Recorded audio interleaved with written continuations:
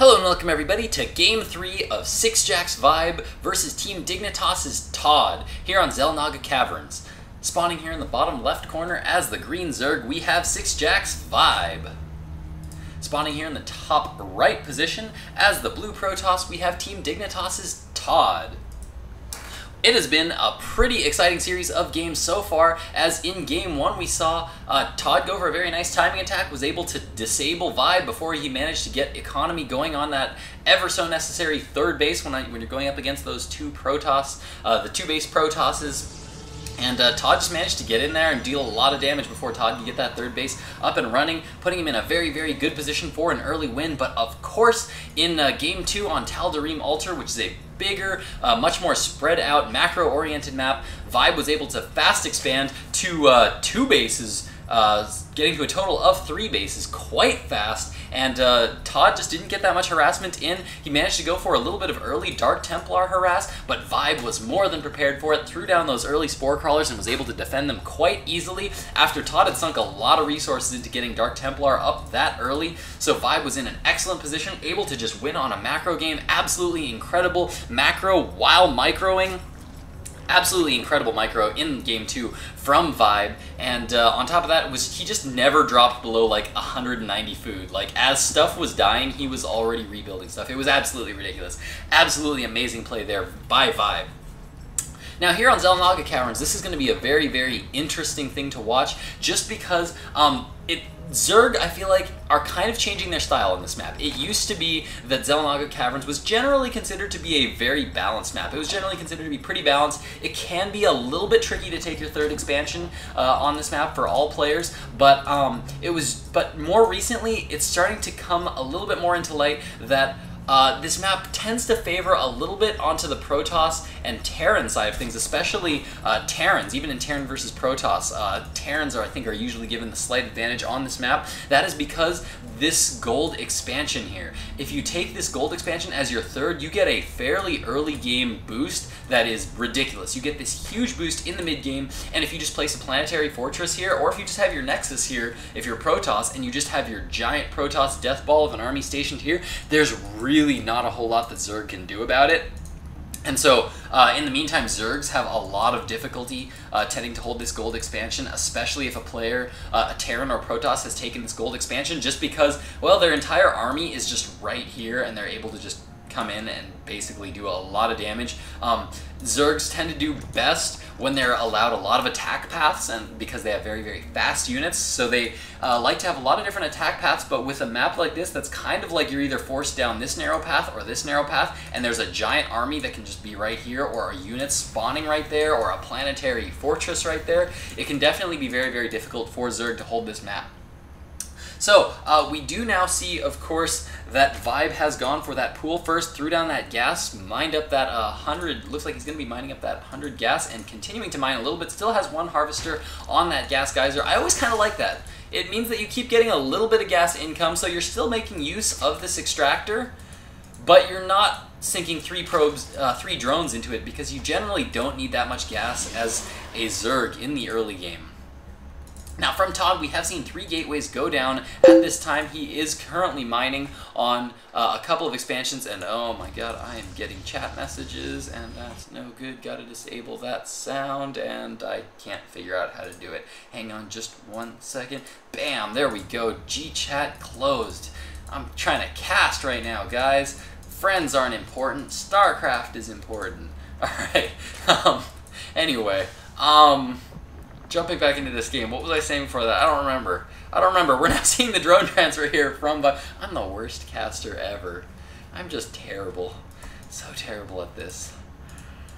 Roachhorn now here coming up for sixjaxViBE. We do see an expansion now coming down for ToD. ToD is managing to get that gateway on the low ground. Always a good idea. Starting to destroy that supply depot. I don't know. I feel like some players do this just out of boredom. It's pretty rare to see players actually place buildings there. Like, they don't destroy it because it's like, hey, you know what? I really wanted to put a pylon right here. Nah, they just, I don't know. I don't fully understand why players always destroy that. I generally tend to just leave it there, and until I encounter that day where that one neutral supply depot just seriously messes me up, then I'll probably continue to do that. We do have some Zerglings here scouting around for ViBE. ViBE being very, very good about poking in a lot. And what is this we have on the production tab? But 9 roaches currently coming up for ViBE on the production tab. He is now mining just with 2 harvesters on this gas. Interesting there by ViBE. So he's managing to get up a good roach number. So it looks like he's going to be going for some early aggression here against ToD and try to punish him a little bit for going for this early Nexus. But as we can see, the sentry count is starting to get ridiculously high here for ToD. ToD's going to be able to force field and delay attacks for quite a while. He does have that warp gate research up right now, and he's currently sitting on 5 warp gates, so he's currently in a good position to warp in a lot of units quite quickly. Is he saving up any energy? No, he's not saving up any energy on his Nexi there. But we do now have a big push here coming for ViBE. ViBE now coming in with a lot of roaches starting to deal damage to that forge. There are no cannons down here at the moment. Starting to focus down that pylon. I guess he doesn't realize that there is another pylon back there. Is going to be able to take out that pylon. Force field's going down, but ViBE just barely managing to squeeze out of it. Trying to do as much harassment as he can. We're seeing a drone transfer coming here from ToD. He's going to be trying to mine off this as best as he can, but there's a lot of Zerglings here, and this could be dangerous here for ToD. These roaches continuing to be pretty annoying here. We do see a lot more forces here being rallied across the map for ViBE. Looks like ViBE's going to be trying to end this game right now. He's taking his 3rd expansion, but he is not mining any more gas, not producing any more drones at the moment. Just seeing more hatcheries here going up for ViBE, and ViBE now applying some heavy pressure here to ToD. 1 warp gate does go down. That is absolutely critical for ToD at this point, especially that one that blocks his ramp. That one was preventing units from getting up this ramp, but now Zerglings are going to be able to run up that ramp and into the main expansion here. ToD trying to compensate as best he can with those force fields, and ViBE just trying to force more force fields here. As you can see, he kind of pokes in there a little bit and then pulls back out right before ToD can force field it, just to try to force ToD to waste sentry energy, which is exactly what we're seeing here from ToD as the sentry energy is starting to get really, really low. ViBE continuing to poke around, getting a few worker kills there. There is a couple of cannons here up at the front right now, but all the Zerglings are moving in right now, trying to deal a little bit of damage to those units there. Do the Zerglings have that +1 attack? No, they did.